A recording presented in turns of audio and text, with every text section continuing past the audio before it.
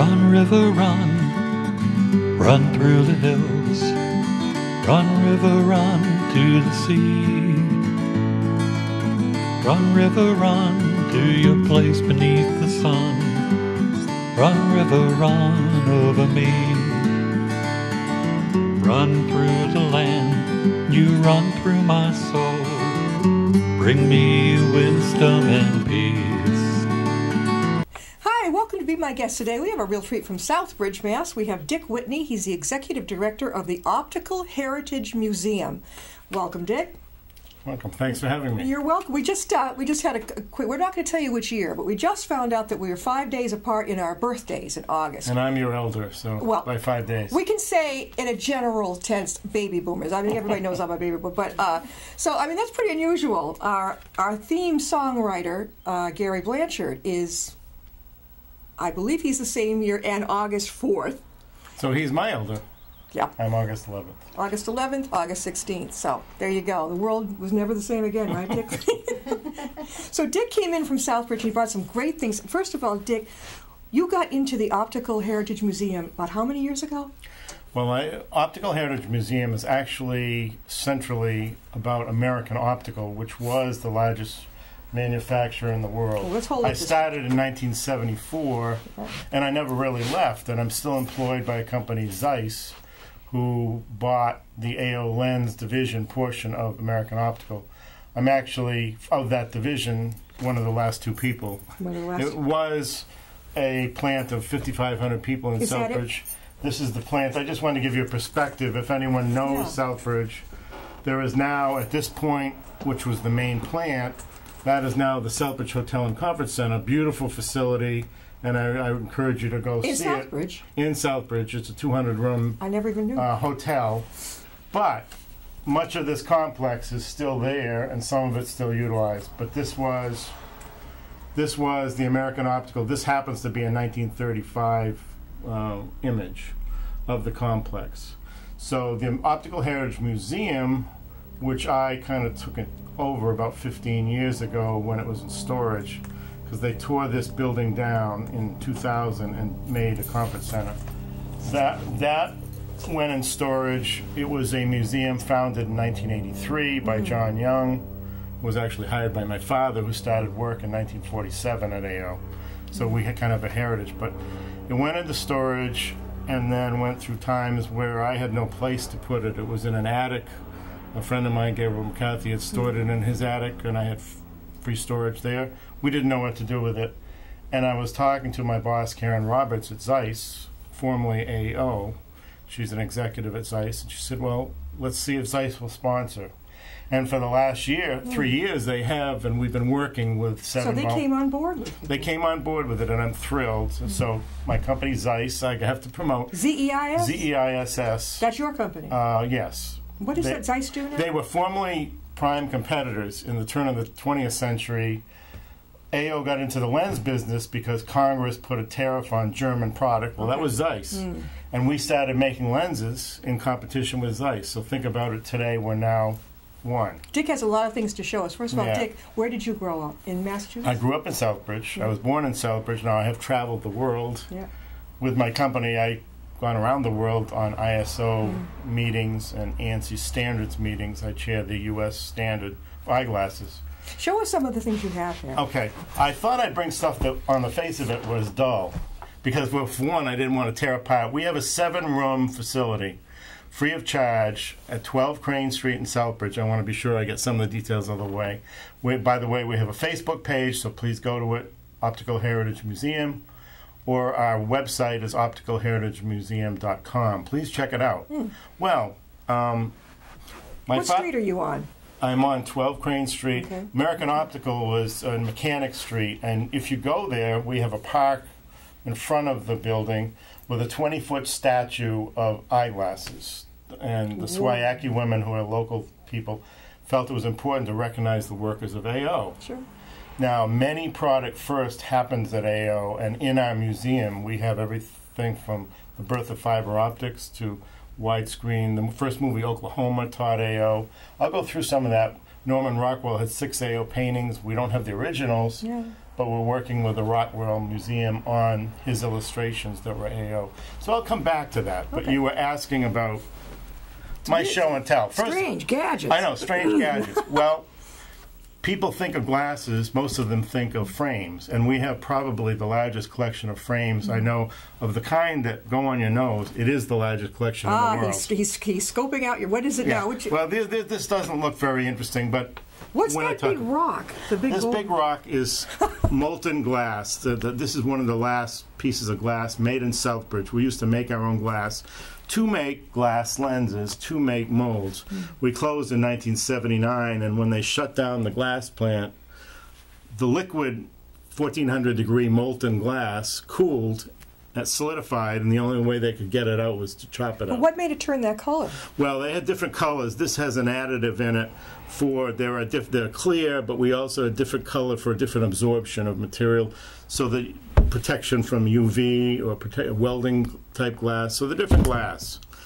But so what I want to say is up until the 1950s, most everything was glass. So your lens, and I figured I'd concentrate a little more on lenses because people think of frames, but they don't think much about lenses. I got into lens design as my father was, and I was fortunate to have worked on every one of American Optical's progressive lenses from 1978 to 2005. So now your father, you said your father... My father, Don Whitney, started the plastic lens division, and I'll go into this, but to just finish train of thought, progressive no-line bifocals are probably, if you were wearing a bifocal, chances are nowadays you're wearing a progressive. I can't do it because it makes me sick. Okay, you know? And probably you started out with flat tops, and there's a story of an executive lens, and John F. Kennedy I want to tell you in a minute. But, okay, in 1924, Dr. Estelle Glancy at American Optical invented the first progressive lens. Her patent is 1924 in the U.S. But it didn't come out till so much later. No, because we thought it was an inferior product. We thought, at the time of Dr. Glancy and lens design back then, there was a man named Doc Tillier, and he invented a lens from which it was superior optics when you looked away from the center. And they tightly controlled power, which meant that any aberration, which in a progressive lens you need, they felt wasn't good enough. She invented it, but they decided not to make it. Okay. Because we didn't want to compromise optics. It turns out that ledge you have in the distance and in the near, you have better optics than you do in a progressive, but some find it annoying. Not me. I need to know. I need to have a line of demarcation. It's a matter of, but the lens story is interesting. So glass comes along. Well, this is interesting. Now my father developed the plastic lens division at American Optical in 1955. Show us what that one is. That is cool. To make a plastic lens, and both, by the way, when we make a lens blank, the goal generally, although with new processes like freeform that Zeiss has invented recently, it's a little different.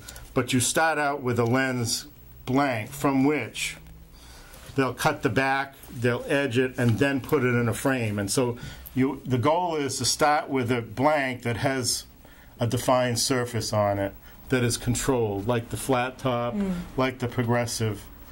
And commonly, until recently, it's always been on the front. But I noticed you're not wearing glasses. You're lucky. You don't need them yet, right? Interestingly enough, I had eye surgery because I had cataracts, and I now don't need to. So I chair the eyeglass committee, and I don't wear eyeglasses. Can I look forward to that? I mean, I don't look for the surgery. Well, actually, it was very successful, and what can I say? Lucky him. So getting to glass versus plastic, something came along to change the business. First of all, my father started toying with plastic. To make a plastic lens, glass, what they would do is cut through this, give you a blank, and then make that product. So they cut through the big yellow one. Okay. Now, before I get to plastic, I might as well stay on glass for a minute. The longest running product that AO ever made was called the Glass Executive Bifocal. It was on the first floor. My father-in-law worked in fused bifocals for glass, Don Nass. And this is the product. It was made from 1952 to 2005. Now, I have in the museum, so if you want to learn how to make, that's the product. Ben Franklin invented it, but AO was the first to make it. because now that's not finished. No, okay. But you would have, instead of The line. you will have the line on this. Yeah. President Kennedy ordered 3 pair of these for himself, and A.O. got the order the day he was shot. We have that order in the museum. Yeah. So that always kind of gives me chills when I learned of that. So this is seemingly not an interesting product, but it was our most successful product of all time. That was like the first, right? Okay. Yeah, of glass. Yeah. But in the 1950s and 60s, plastic lenses come along. Well, how did they make them? They made a mold on the front and the back. This has it. And we used to take glass molds, put one curve on the front, one on the back. We'd take liquid resin, squirt it in the air, put it in an oven, heat it up, and it would come out like this. So this is a progressive lens, one of our first. At the time they packaged it this way. So you get your lens from that. Now this is 30 years old. Plastic. Yeah. This is plastic. It looks just like glass to me. Now, people at first who wore glass said, well, I don't like it because it scratches more. Yeah. And one of my first tests was how to scratch lenses. My other first test when I joined American Optical was breaking lenses. And I've spent my entire career on this. Why? In 1972, President Nixon signed into law, and I guess I can't show this other than this ball is a regulation which is still Hold it into up there. effect. Yeah, there you go. And if I drop it onto the table, Bring it I down. know you're here somewhere. Bring it it's down. gonna just, I'm gonna take it and drop it onto the table, so you'll hear it anyway. Okay. 1972, President Nixon signed into law that every lens made in the United States, and this is still true today, must be tested or batch tested with this ball. And if There it it goes. breaks, the lens might break like that. That was a round lens that didn't survive that test. Does every manufacturer now start to drop Everyone it? that's sold in the United States. They have to drop it. Yes. Now, they don't. If it's glass, every single lens must still be tested. Plastic, they said, okay, we can have a batch. And so, believe me, I spent my career on what the batch is, who must test. Turns out whoever coats the backside is particularly responsible. So there's a whole thing about who should test and when should it be tested. Now, there's one material called polycarbonate that you drop a ball on, it won't break. I dropped a ball that was 3 times the size of this from 10 feet onto poly in the 1980s, and it broke the mount, but not the lens. This is a polycarbonate lens shot at 500 miles an hour, and there's the bullet.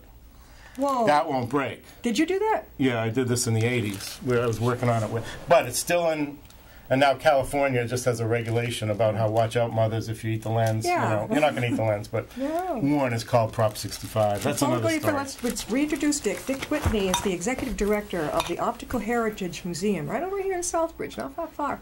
And so Dick, you joined in with your father at what year now? 79. My father joined in 1947. Okay.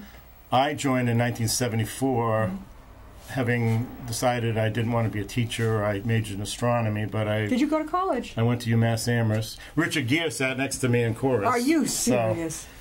So we both graduated UMass Amherst. But I started in 1974 in the test lab, so I did some of this basic stuff. And I tell you, that was a learning experience. And that's one thing I think what made American Optical great was a family called the Wells family. They founded Old Sturbridge Village, and I might just show this book. Oh yeah. But we're having a Wells reunion at the village. People are coming in a few weeks from around the country, the Wells family, because George Wells, who started work as an apprentice in the 1850s, I think. American Optical started in 1833, the corner of Main and Central Street, above a jeweler shop, William Beecher. But he started as an apprentice, became president of the company, made it great. His 3 sons really expanded upon it, and a lot of the things that happened. One of them, though, was the village. So one of the long-standing thing, Albert Wells decided after collecting a lot of memorabilia and things in yard sales in Vermont, decided first he opened a museum in Southbridge. Yeah. And that was Old Sturbridge Village, but then at the Wells Building in Southbridge, where we have a French restaurant and a coffee shop and Very Subway. good.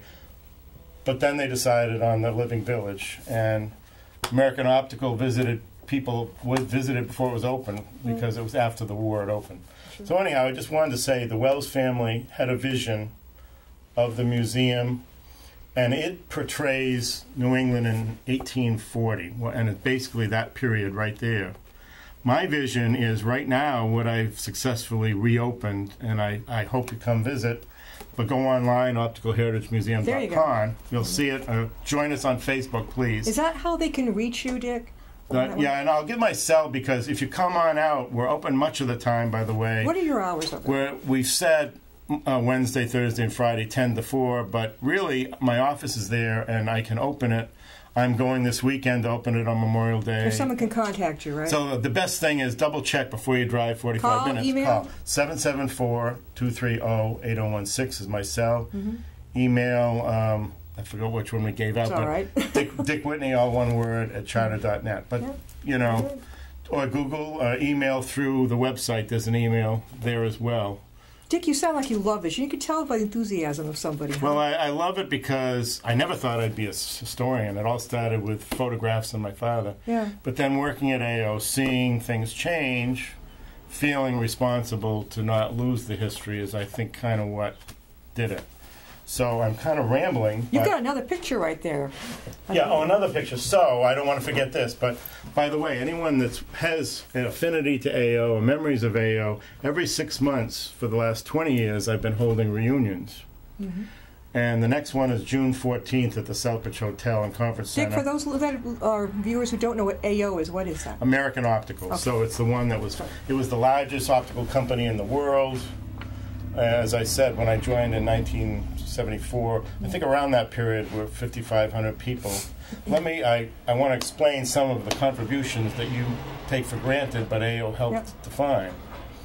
One of them is fiber optics, and we have a whole display because Southbridge and American Optical started fiber optics. It's the reason, however, there was an invention that Elias Schnitzer did in 1964 at AO called the fiber optic amplifier. And on Town Common, we have a little dedication to him, saying that's one of the top 100 inventions of all time. The IEEE Society said that amplifier allows us to do fiber optic telecommunications. So when you're talking on a cell phone, it's probably going through fiber optics, and that invention helped. There are many firsts, certainly in the area of optical lenses. There are many firsts. I have one patent, but it's in an aspheric. It's an aspheric lens. This was one I designed.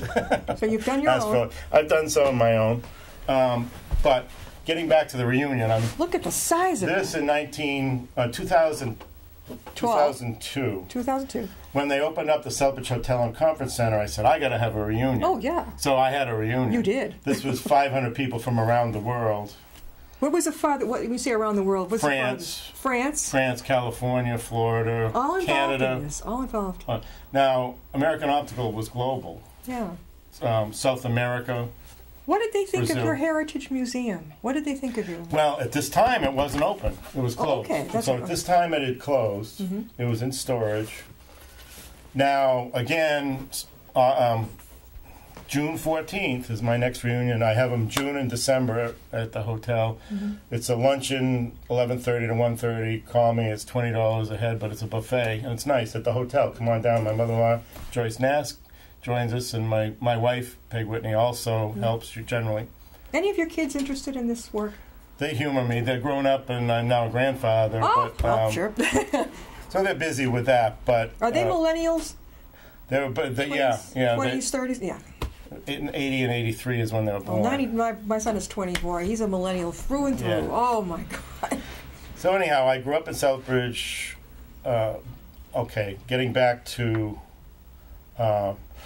before I forget, because I don't want to run out of time, we are an entity. Zeiss is our sponsor. How do you spell Zeiss? Z-E-I-S-S. However, and one of the things they've just brought in is some very new high-tech equipment. And you will see on Facebook, for example, old and new. We came out with a new driving lens called DriveSafe. So it's very high-tech and a good coating. So if you want something to help you driving at night, by Drive Safe. But what they did is they said, oh, by the way, Zeiss just came out with this new lens. Oh, look but at we that. also had the first driving lens in 1906 was AO. Oh, wow. So what they're also using very cleverly, and I'm thrilled, is, you know, digital eye strain. We have a product for digital eye strain. Well, Norman Rockwell did some AO paintings on digital eye strain. Not digital, sorry, on eye strain. So when you're straining your eyes, it's not a new problem. People were back then. Right here. So you learn what's new is not so new often. Let me ask you a question. I know a lot of viewers out there suffer from, and I do too. I have an eye doctor who says, "Oh no, we don't want to touch it." The floater, it's more like a windshield wiper. Can they invent something so you at least don't see that thing? No, well, for one, I was going blind from that very problem. Because of a floater? It's called choroiditis, and I actually had histoplasmosis from animals, I think.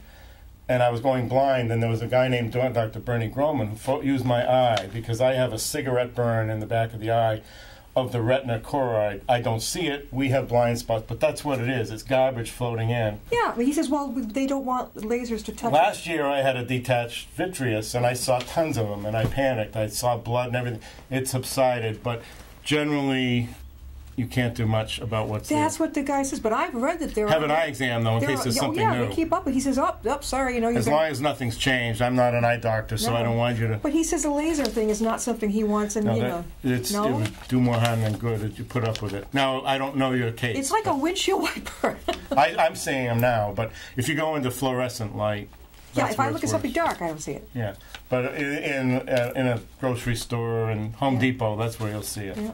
I just wanted to also say, so I have tons of volunteers. There was a woman, Donna Silverberg, who spent 7 years of her life helping me when we had no place. At the Optical Museum. And without her, it wouldn't have happened. But I also have 7 or so constant, Art Salsi, Rachel Salsi, Sandy Gelato, Rumsey Smithson. These are people, he's from out this way, they travel some a distance. Durgesh Vayeta, Michelle Neffring from OFS, Robert Cavillion, Maureen Dahl, Doyle Gustede. What I want to say is, it's all done by volunteer staff. Right.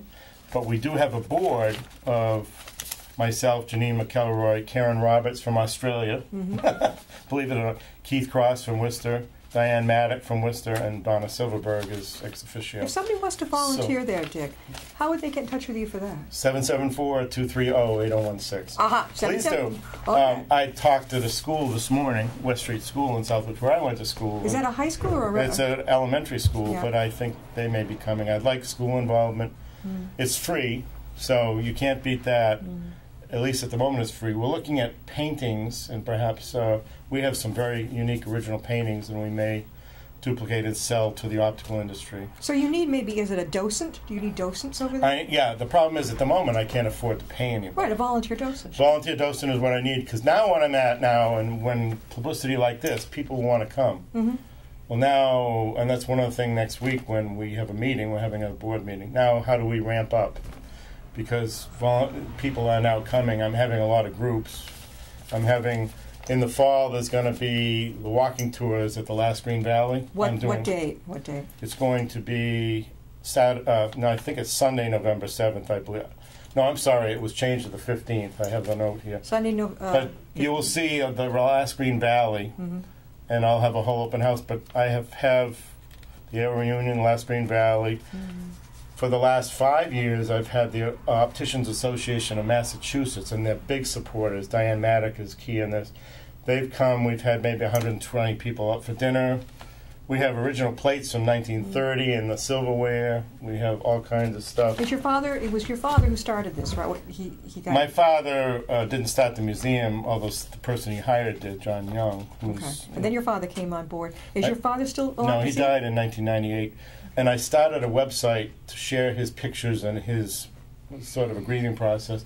And that's how I got interested in history. And you really enjoy this, too. I do now. Yeah. I never thought I knew Ruth Wells, and I think many people in Southbridge did. Sure. But I was growing. I had young kids, and and so I didn't really pay attention at that time, which I'm sorry about. But what does Zeiss do? Your company? Zeiss is a large optical manufacturer. They make beyond eyeglasses. They also make, camera lenses and instrument lenses. How about for photographers? I think. Yeah, you'll see a Zeiss so they're world renowned. Well, my camera technician Paul is a retired. I don't like the word retired, but retiring photographer, and that type of thing is very interesting to that. Now Zeiss, I think first camera lens on the moon. There's a product, and if I didn't mention his name, I hope I did. Alan McKinley. Well, he owns the sunglass business that started by AO in the 1950s, the Pilot sunglasses. And I don't know if you can see this, but this is a 1969 image of the glasses that were the first on the moon. Now, those are his product now, and the interesting thing is he brought his manufacturing back from China to Southbridge last year. So he's making these sunglasses in Southbridge. So I wish we could get more notice about it, because to me that's a big story, and he's a big supporter of the museum, and he came up to bat before I really even had Zeiss support. It was like really, so I'm indebted to him as well. Dick, you're probably going to stay with this for years. You're not going to retire. I don't expect to, but I'll see what happens. But I love it. I hope people understand it, appreciate it, come to see it, or else it won't be around forever. So but I would like it to expand to be what we'll talk about is maybe something even bigger. The vision of the village was a vision of Wells's, where we could have an industrial museum in the region. Definitely. And that's my vision. So we'll see. So I don't know if... We have Dick Whitney here, and he's the Executive Director of Optical Heritage Museum in Southbridge. Again, Dick, how can people reach you? Go visit? Well, first of all, opticalheritagemuseum.com. Like us on Facebook, the Optical Heritage Museum. I think we're also on Twitter. I had to keep track. My cell number is 774-230-8016, and please call that before you come a long distance, just to be sure. As I say, I can open at nights and weekends. I do. I will this weekend on Memorial Weekend. Yeah. Oh, you're going to be open the Memorial Weekend? Well, for people that are coming in. They're staying at the Southbridge Hotel and Conference Center, by the way.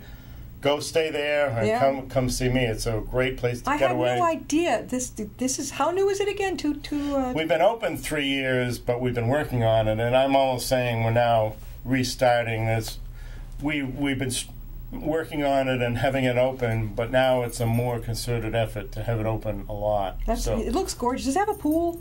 Yeah, the hotel does. Yeah. The hotel has an indoor heated pool, squash, basketball court, bar.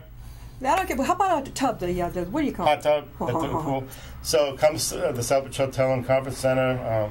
Tell them Dick Whitney. Dick Whitney sent you. Well, they gave me publicity because I was written up in the Tampa Journal and the Charlotte, North Carolina, because of the hotel publicizing themselves. So for those people who are watching the show not from this area, out of state, out of the country, Southbridge is 40 minutes from here, if that. Yeah, it's south of Worcester. It's near Sturbridge and the interchange from the Mass Pike and 84. So we're 10 minutes from the Sturbridge Mass Pike. Yeah.